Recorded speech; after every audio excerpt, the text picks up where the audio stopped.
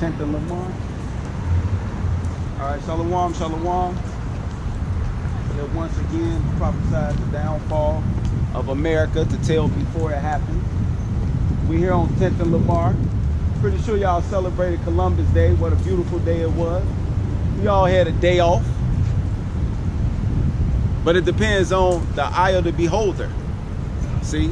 Because we was all taught a fairy tale like Santa Claus is real or the Tooth Fairy. So the story we was given of Christopher Columbus, which was a fairy tale all made up.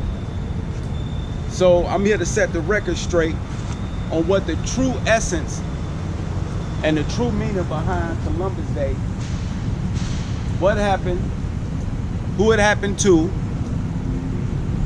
and why it happened. Because we was all given that same story that Columbus actually came over here and discovered. But first of all, let's deal with this. Let's deal with the name, because you ain't even got the right name. His name was not Christopher Columbus. See, so I got this book, Far Out Adventures, because I'm pretty sure these Edomites, they had a good adventure. See that? So when you go to page, I'm gonna put this later. When you go to page 135 in Far Out Adventures, who is this by? Well, when you look this up, it's gonna come up. Far Out Adventure, things you must need to know. See that? The Columbus Mystery. With this year 500th anniversary of Columbus' first voyage to America, and really, let me surname what Columbus did. Columbus is what you would call the true essence and the beginning of white identity extremists. That's what Christopher Columbus brought to North, Central, and South America. He is the pioneer and the forefather of you Edomites, which are Caucasian white people from the caves, white identity extremist movement that happened. And that's why we where we at today. So when you go into it, it tell you, you know, we was all told that he was Spanish, but you're gonna find out he was a Jew from an elite family. And his name wasn't Christopher Columbus, it was Cristobal Colon, which had a Jewish family background. He knew exactly where he was going. He wasn't lost. And thanks to Yahushua, brung the chariot down Elmo's fire to help him find the lost 10 tribes of North, Central, and South America. He's the pioneer of that. So let's go right into this book. So when you go to page 135, because reading is fundamental. It say Columbus knew perfectly well that he would reach a new world rather than China, as he told the Spanish royalty. See that? Why was he talking and had direct contact with the Spanish royalty? Because he was a part of the royal elite family himself.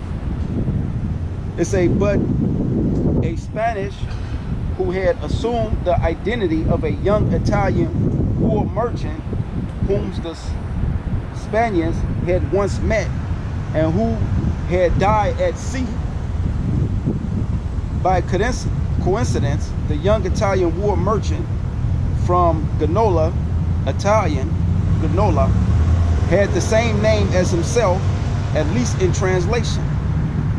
Cristobal Colon, known to us as Columbus, was by some evidence a Spanish Jew. See that? That's who he was. But let's go into his family. It's a hold on, where is that? It said the real Columbus. Well, I'm saying his name the right way, but let's say it the way they told us. The real Columbus was a far more interesting and incredible person than our grade school teachers ever told us. We must examine two parallel lives.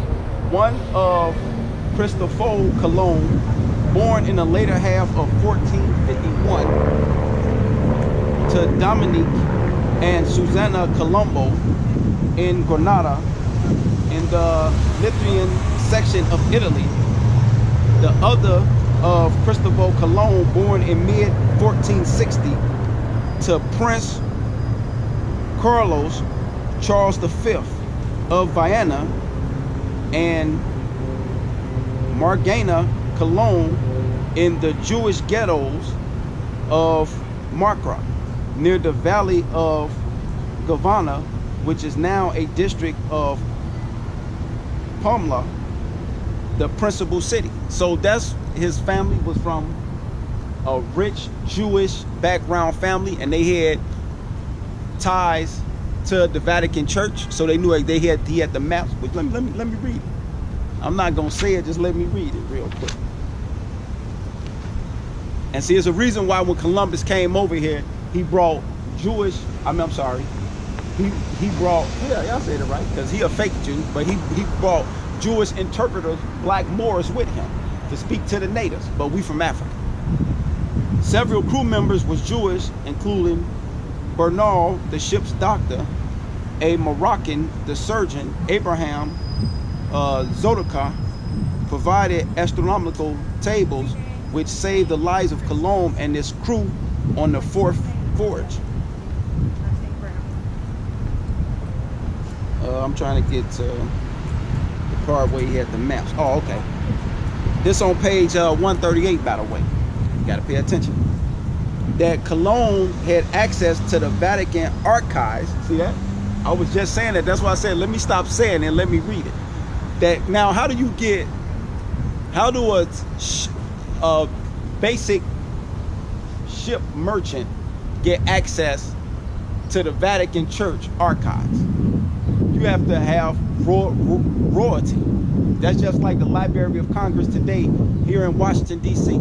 Can't know anybody walk in there and say, hey, I want to check out your maps from whatever century they want to. No, you have to have what's called a special clearance, or you have to be somebody of importance. So let's keep going. That Cologne had access to the Vatican archives, which contains records of Viking voyages over a period of several centuries, probably include the origins of the famed Vinland map, of which Yale University has the 20th century copy. See that? Yale University is Skull and Bones, Bush himself and Daddy Bush.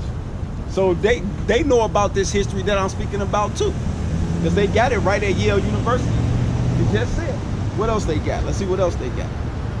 It also includes that Heinzo had obtained from Rome information about lands to the west of the Atlantic.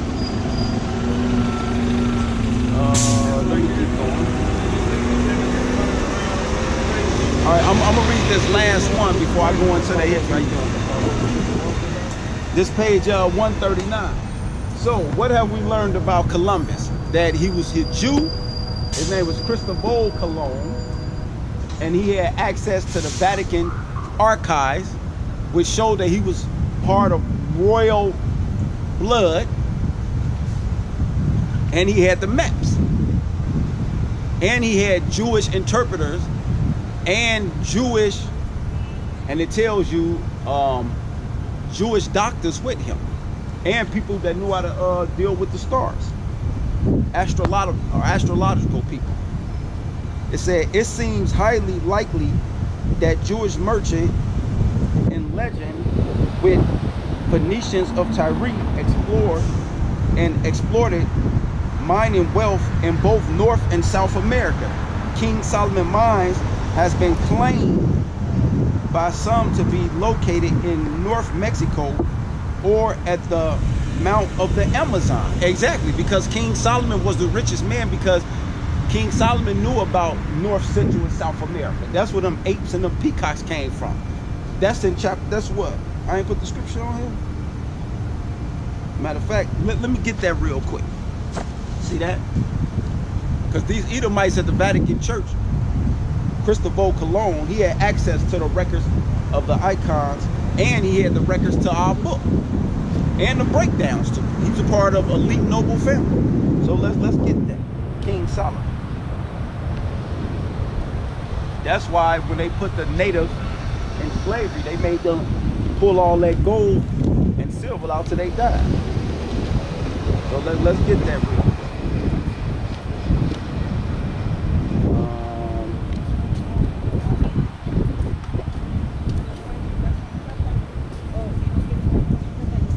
Now this is 1 Kings 10 and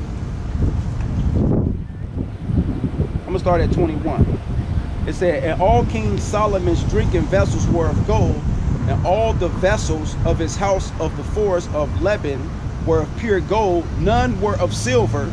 It was nothing accounted of in the days of Solomon.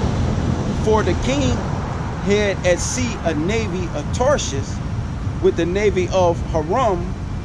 Once in 3 years came the navy of Tarshish, bringing gold and silver, ivory, and apes and peacocks. Where you think he got that from?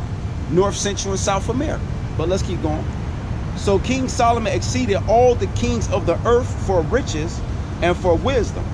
And all the earth sought to Solomon to hear his wisdom, which God has put in his heart. See that? And these Edomites, Christopher Cologne, the fake Jew, he had access to the Vatican archives. And he had access to the priests and the popes that broke the scriptures down to him. So he knew exactly where he was going. He wasn't going to no India or China.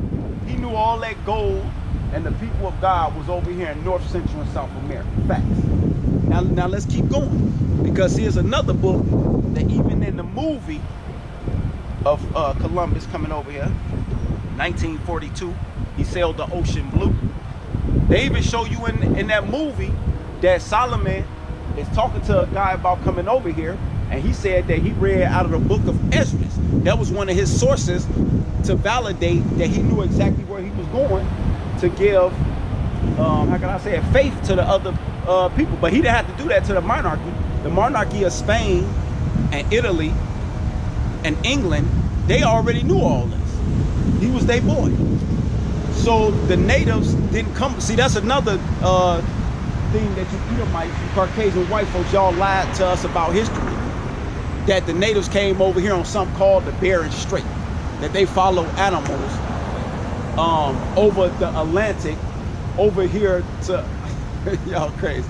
That they had a Bering Strait, and they followed over the Atlantic down into Alaska into Canada, and then North, South, and Central America. Y'all knew that was a lie when y'all taught us that in middle school. Y'all knew the answers right here in the Apocrypha on how the natives got over here to the mainland of North, Central, and South America. Because that's the Northern Kingdom that was under Solomon that left. I'm talking to you Mexicans, you Aztec and you Inca Indians. That's who I'm talking to. That's what they named y'all today. So let's get that. This is 2nd Esdras, and you're going to find it in Esdras. Where I'm going, I already know where I'm going. I don't even need to look. This 2nd Esdras, but see, I'm the crazy guy, but I got all the facts. I'm going in the scriptures showing you geographical location and the movement of the 12 tribes of Israel, but I'm the crazy guy.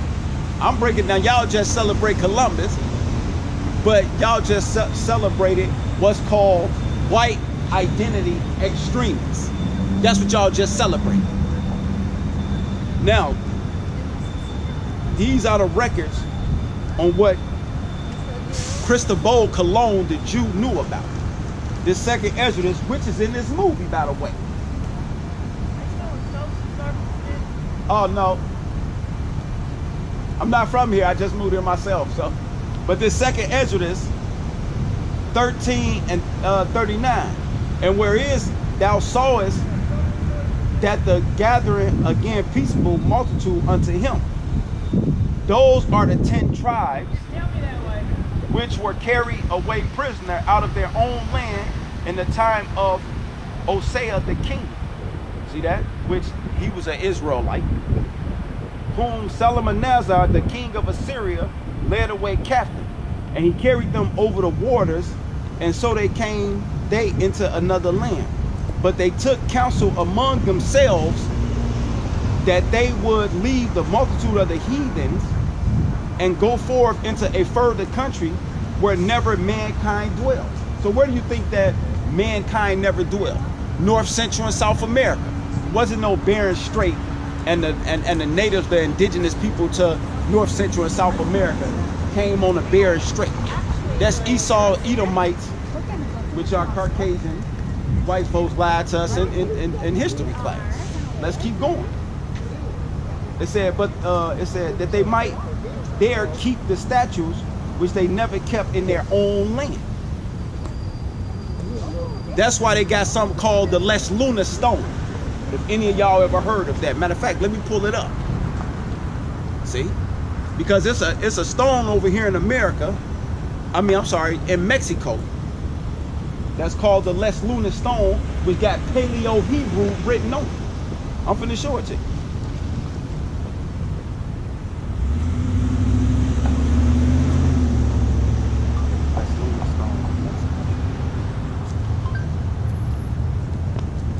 Let's pull that up. See that? This is the Les Lunas stone in Mexico with Paleo-Hebrew written upon it. From the Aztec Indians, which are New Mexico. Let me show it to y'all real quick. Y'all see that? No, y'all see it. Them facts. See, ain't no getting around that. Hold on, my damn phone wanna die. See that? That's the Paleo-Hebrew. Y'all read it. Okay. Now let me read it a little bit. And it says the Les Lunas stone is a large boulder on the side of a hidden mountain near Les Lunas, New Mexico, about 35 miles south of Albuquerque, that bears a very regular inscription carved into a flat panel. The stone is also known, well, I ain't got to do all that, but yeah, but if you even look at the writing, hold on, let me go back. See that? This writing that's on this Les Lunas stone, this is the Paleo-Hebrew. Y'all see it?